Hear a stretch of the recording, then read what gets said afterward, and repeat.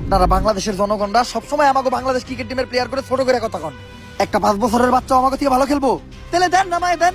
5 বছরের বাচ্চা তো আপনার কোলেই আছে, নামায় দেন, দেখি আমাকে থেকে ভালো খেলে নাকি।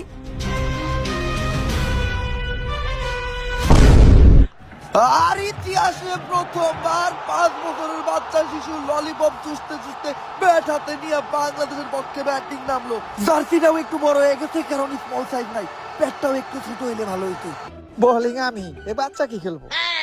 আরে হরভজন সিং মজা নিও না, ললিপপ চুষতে চুষতে তোমারও চুষা দেওয়ার ক্ষমতা রাখে এই বাচ্চা।